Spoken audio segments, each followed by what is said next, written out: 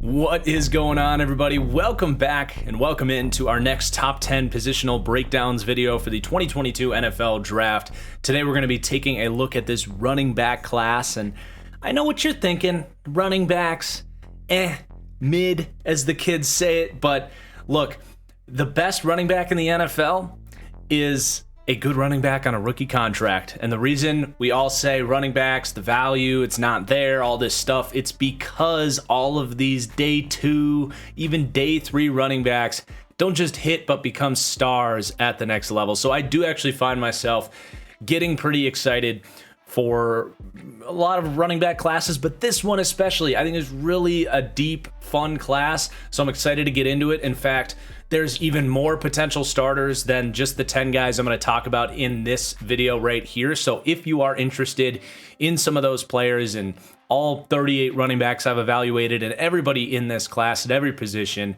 I do want to remind you, you can get access to my full draft rankings right now on my Patreon. You'll support my channel in the process. That's patreon.com/thatfranchiseguy. If you're not into that, totally fine. I do ask, please do hit that like button. Really helps me out, helps push this video out to others, and subscribe so you do not miss more great draft content just around the corner here. More top 10 positional breakdowns, as well as my full live stream for every single pick in this upcoming draft. But without further ado, let's get into this running back class, starting at number 10. Out of Notre Dame here, Kyren Williams. And Williams was one of the first backs I did in this class. There's a lot of hype for him coming out of Notre Dame. But the tough reality with him is his size profile is piss poor. 5'9", 195. Like, he is tiny. And on top of that, he's just not a great athlete. I do think he's a little bit faster than that 4.65 40, which is some of the worst track speed in this class. I think he can hit a higher top speed than that. But it's true, like, he is going to be one of the worst athletes on the field at any given time on a pound-for-pound basis. And for that to be a running back, it just increases that margin for error so much. So I do think he can be a runner on early downs as a backup. Like, I just don't think you're going to count on him to consistently get you what you want in the running game because of that lack of physical traits. But I will say he's got really good vision. He has contact balance when he's in space. So when he gets hit, he can, play low and brush off contact and keep going. He's really crafty. When the first down marker is in sight, he's really nice at just knowing where it is. Do I need to juke this guy? Do I need to spin around him? Do I need to lower my shoulder and get every little angle that I can to just move the sticks here? He truly is one of the most skilled backs in this class. And if he was in the body of a Breece Hall or some of these other freaky running backs, I do think he'd be in the top 3 or so conversation. But, athletic traits do matter at this position as well. I think where he's going to be at his best will be as a third down back. So I think when you draft him, you understand that the expectation is not for him to necessarily go and become a starter for you. But if you have an established guy, if you have a Joe Mixon or a Saquon Barkley or something like that, and you want a guy that can contribute in the receiving game, not that the guys I just mentioned can't, but you get the point. I think that's Kyren Williams. He's genuinely one of the best route runners in this class. He has a really good ability to sink his hips on angle routes, and option routes will be something I think he can excel at out of the backfield. So that'll be a true strength for him. He's got smooth hands. He transitions back to running back immediately after the catch. So again, even if he isn't the most athletically or physically gifted player, he knows his game and he knows it damn well. And I would still take him around the 4th round if I needed that type of role. There's other backs in this class with more upside that if you wanted to maybe get more upside in a potential starter, there's other names that, again, are available on my Patreon if you want to see who those other guys may be. But just as far as how the grade came out, Kyren Williams cracks the top 10 for me. Number 9 is Tyler Algier out of BYU.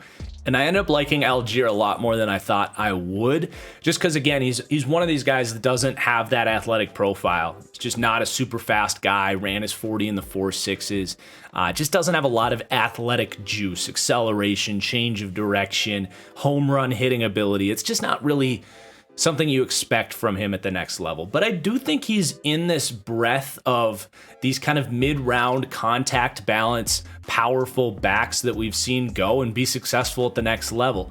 I think his range is really anywhere from like Jamal Williams, even up to like a David Montgomery.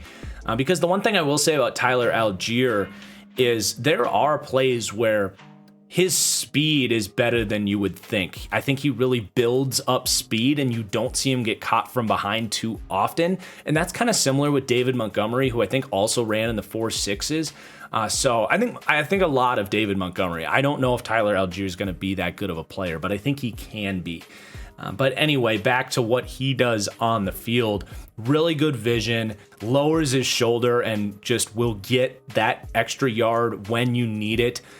I do think when he clears into the second level, which again, I just don't know how often he's going to do that, how often he's going to be outrunning NFL linebackers to get into that second and third level of the defense. But when he does, he really gets going, and he does have a natural feel for angles, and he kind of sets up bad angles by pursuing safeties and linebackers. He's got a little bit of wiggle, and again, that top speed, once he gets into that second level, does surprise you. He just doesn't really have that speed to shoot a gap or to run to the corner earlier on in the play. So I think he's going to be an effective runner, and I really like what he does in the receiving game as well. He's got a little bit of wiggle in his routes, good secure hands, excellent pass protector.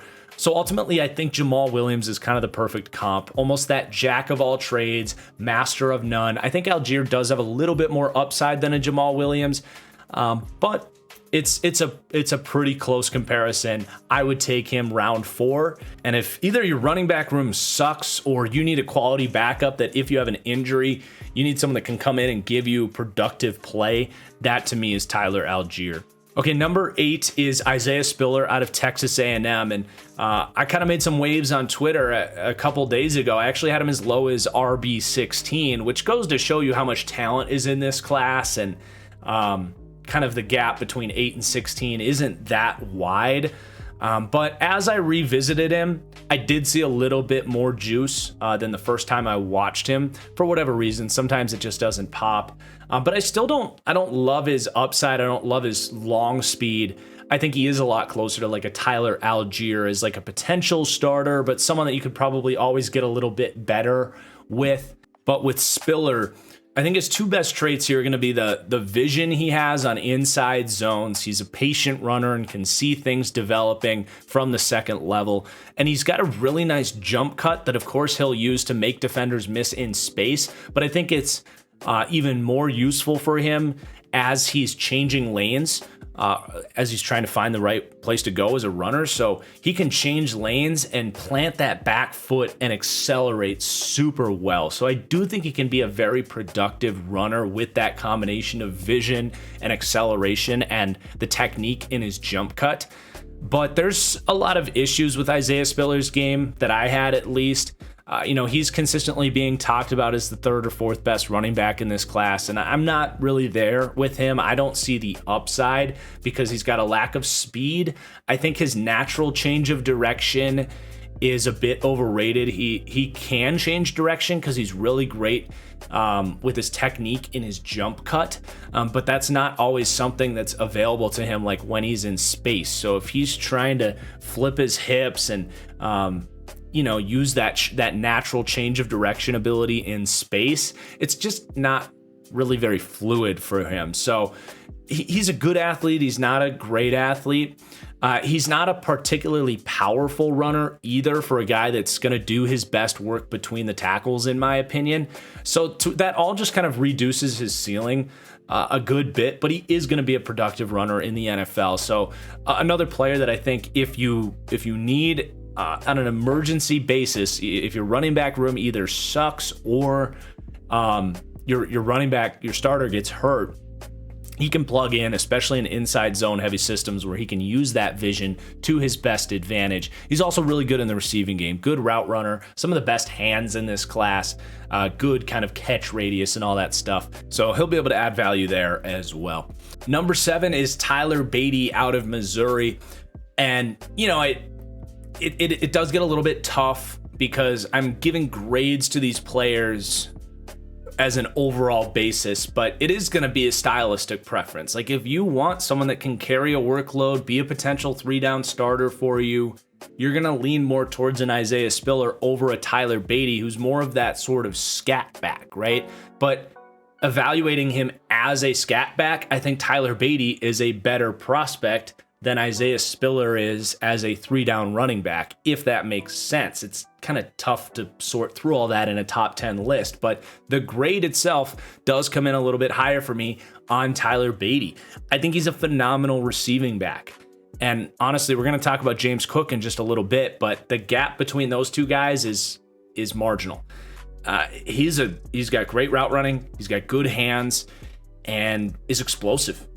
With the ball in his hands, he's got top speed, he's elusive, he's shifty, you name it.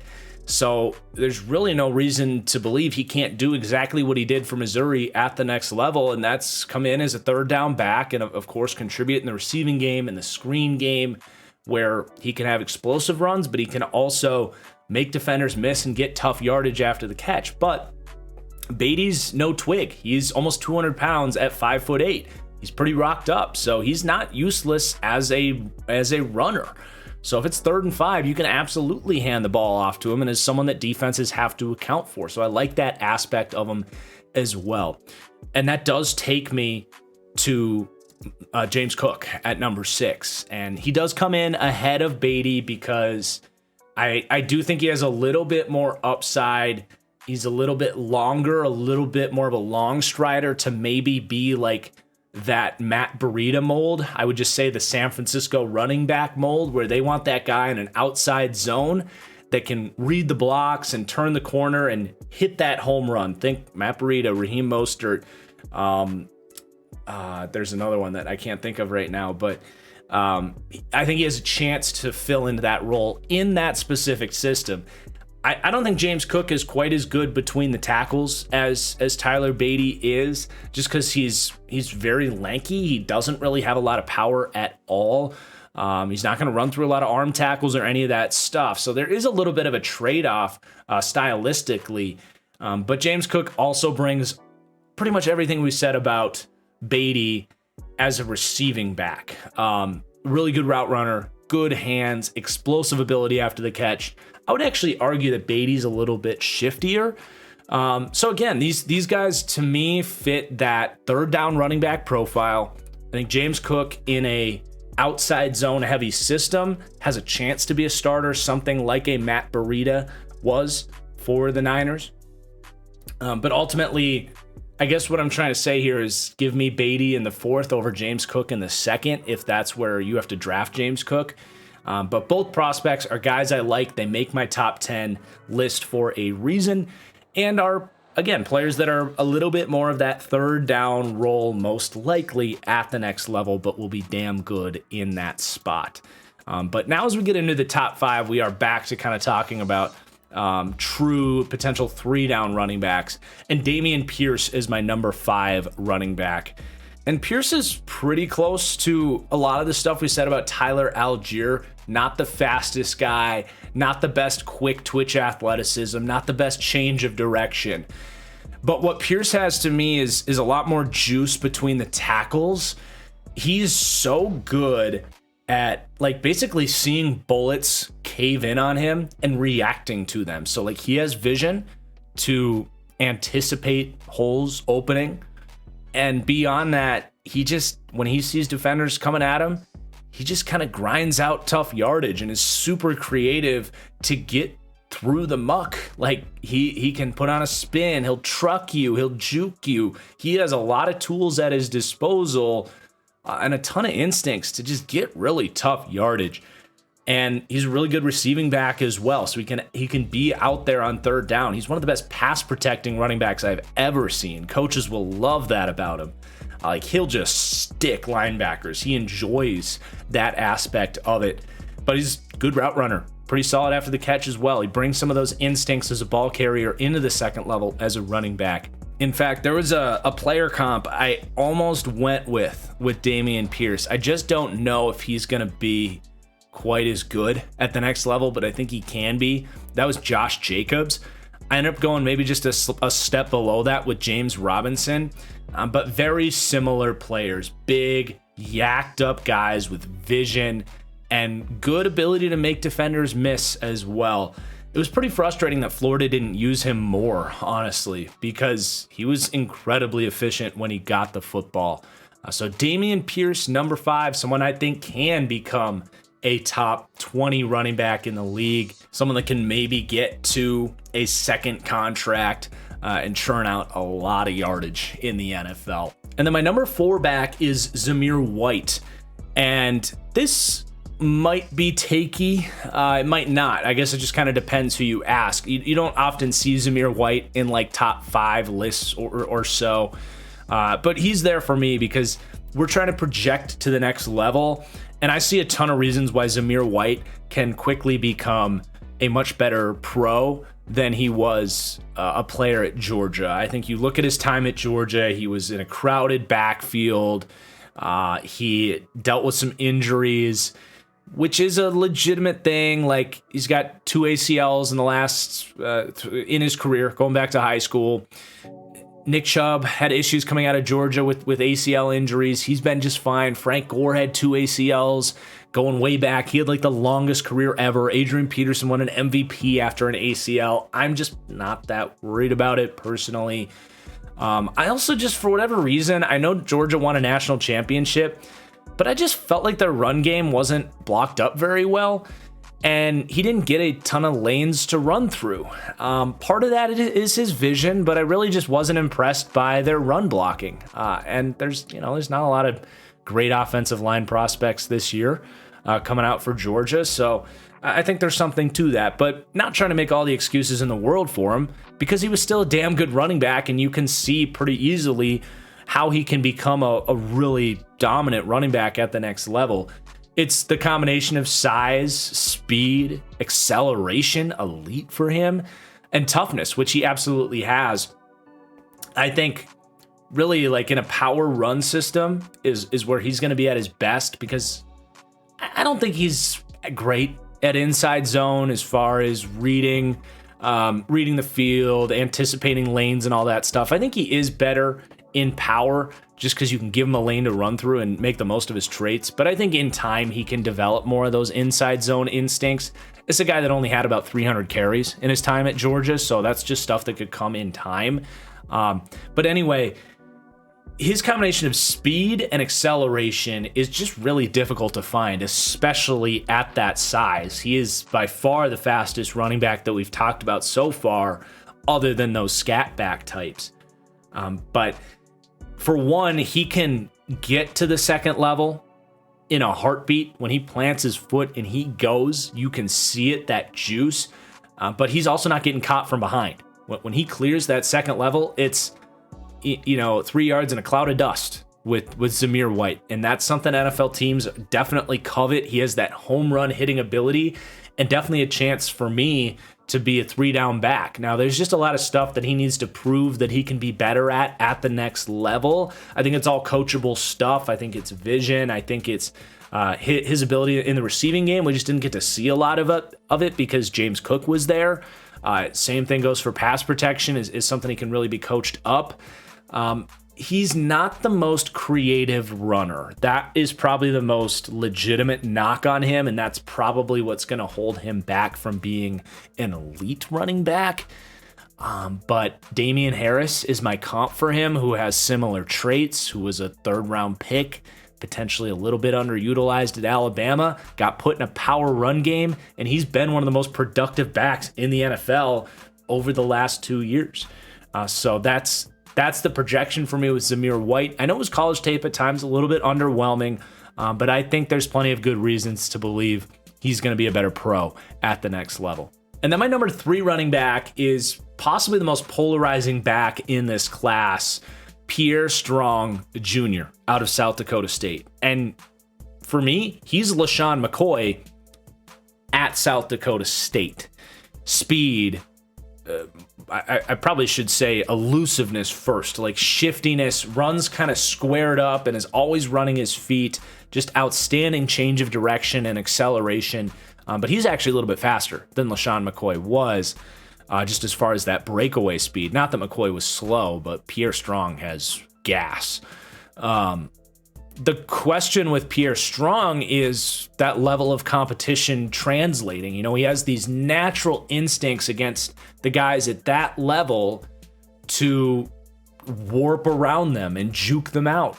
But that's going to change in the NFL. He's going to have to make the Derwin Jameses and Jamal Adams and Bobby Wagner and you name it. The list goes on and on of these elite athletes at the next level who happen to be excellent tacklers as well. So, you know, he made 60 defenders miss at South Dakota State in his final year. If he sees a 20% reduction in that in the NFL, I think he can be LaShawn McCoy. If he sees a 40% reduction in that with the level of competition change, I don't know if he's going to be that good of a running back, because that's really his game, is making defenders miss and outrunning them. And coming from that level of competition, it's tough to know for sure how it's going to translate. Now, he's my number 3 running back. I'm about as high on him as you're going to see. So I think he can work out. I just think there is some risk involved there. He's also 24 years old. So, like, you're probably not getting a second contract out of him. It's just something you got to factor in there. But I'm a big fan of his game, man. I think he's really going to be a stud. Especially if he can get good blocking where he can get into that second level. Because, you know, his vision, his power, his grit between the tackles, it's not really there. It's not his game. But if you can get him in space and use him like LaShawn McCoy, he's gonna be a big steal in, you know, day 2, day 3, something like that. My number 2 running back is Kenneth Walker, so he does come in at number 2, but I will say I'm a little bit lower on Kenneth Walker. I've got him as a 3rd round prospect, I think most people expect him to go 2nd round. Some people have him above Breece Hall. I think there's a pretty big gap there. I would say Breece Hall, who, no surprise, is going to be our number 1. I think it's a wide gap, in my opinion. I think there's a lot more legitimate criticisms of Kenneth Walker's game. He's not the biggest guy. He's only 5'9", 211. It's okay size, but it's not dominant size. I think his vision actually kind of bothers me. I know at the college level it led to these really explosive runs, and I'm sure it will lead to some at the NFL level as well, but he's just constantly looking to kick things outside where he can get in space where he's most comfortable. I think at the NFL level, contain and speed to the edge is just much, much better. And he's going to have some frustrating moments where there's a lane and he's giving it up. He's giving up 5 or 6 yards to then go and lose 2 yards and put you in a tough spot and like 2nd and 12. So those two things are legit criticisms. He also needs to learn how to be a consistent impact in the receiving game. I think the flashes are there, and his upside as a receiving back is sky high, but just wasn't utilized that way at Michigan State. So those are really like 3 knocks on him. And to have 3 legitimate criticisms is a lot for a 1st or a 2nd round running back. You want those guys to be pretty crystal clear, like day 1 stars. I just don't know if that's Kenneth Walker. Now, his upside is exciting. I don't want to just constantly talk negative about him. Like, he has legit breakaway speed. He accelerates super well. He pulls away from defenders very quickly. And he pairs that with this elite jump cut that he's just constantly deploying. He's warping all over the field. And it's a weapon, man. Like, defenders in space just have a hard time getting their hands on him because he's got this jump cut and he accelerates so well. And his top speed is good. So that's obviously exciting. That's why he's number 2 for me. Like I said, I want to see more vision. I want to see more growth as a receiving back, but someone that can definitely become a, top 15 running back or so. I think some people will see that Sony Michel comp and think I'm a hater. Michel's been a good back, and for the first 2 or 3 years. This guy that was a first-round pick for the first 2-3 years. He's a big part of a Super Bowl run. But a guy with some deficiencies in his game as well. Not a perfect comp, but I don't know. I'm not as crazy high on Kenneth Walker as some other people, and that's okay. But then number 1 is Breece Hall. It's not even close for me. He is tier 1. He's a guy that I think you can even consider at the back end of the first round, definitely in the second. There's a huge gap for me between Breece Hall and this massive group after him. I think he's honestly underrated at this point. I think he's one of the 5 best players in this draft class as a whole, before you consider positional value, of course. We mentioned with Kenneth Walker, there was a few like legitimate criticisms of him. I don't have those on Breece Hall. I had, maybe some speed questions on him just based on his tape. He came out and ran 4.39. I don't think he consistently plays at that 4.39 speed, but I will say he doesn't often get caught from behind. He has excellent vision. He has patience, and he'll hit a hole hard when he needs to. He can break tackles in space. He's a great receiving back. He's got different variety of jukes and spin moves. Man, he is a complete back with a ton of upside. I mean, when his testing numbers came out, that was like surprising, because that was the only thing with Breece Hall was like, he looks like a pretty good athlete at times, but how well is he going to test? He tested as well as any first round running back since Saquon Barkley. So, man, I compare him to Matt Forte, who, just like Breece Hall is right now, I think a little bit underrated, a little bit underappreciated, just kind of does everything at a very high level. Matt Forte spent his career as a top 5 back in the NFL for the most of it, and I think Breece Hall, in most scenarios, is gonna do the same. So I guess I'm a Breece Hall stan. I'll die on that hill and happily do so. But that is my top 10 running backs rankings. Again, check out my Patreon if you want to see, the 10 other running backs in this class that have potential to be starters. You'll support my channel in the process, so I appreciate that. Make sure you like the video, subscribe, all that stuff. Let me know in the comments down below who you think I snubbed, and we'll see you guys for the next top 10 positional breakdowns. Probably going to be doing tight ends next, so looking forward to that. Thank you for watching, and we'll see you later. Peace out.